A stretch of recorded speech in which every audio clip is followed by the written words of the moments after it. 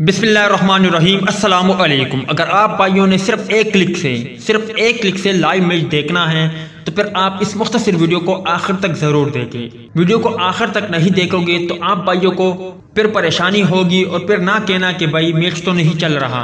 बस आप भाइयों से मुजबाना गुजारिश की इस वीडियो को आखिर तक जरूर देखें। आप भाई मुझे कमेंट सेक्शन में इतना जरूर बताएं कि पहले T20 मैच में कौन सी टीम कामयाबी हासिल करेगी, पाकिस्तान या वेस्ट इंडीज। इस हवाले से कमेंट सेक्शन आपके कमेंट्स का मुंतजर रहेगा। दोस्तों सबसे पहले आप भाइयों ने इस वीडियो को लाइक करना है। जैसे ही आप लाइक करेंगे तो आप भाइयों की तस्दीक हो जाएगी। उसके बाद जो अगला प्रोसेस है, चैनल को सब्सक्राइब करें और उसके बाद आप भाइयों को डिस्क्रिप्शन में एक बहुत ही अलग किस्म की लिंक मिल जाएगी। सिंपल आप भाइयों ने उस लिंक पर क्लिक करना है। अगर आप पीसी से देख रहे हो, लैपटॉप से या फिर अपने एंड्रॉयड मोबाइल से, तो सिंपल आप भाइयों ने इस एप्लीकेशन पर एक बार क्लिक करना है।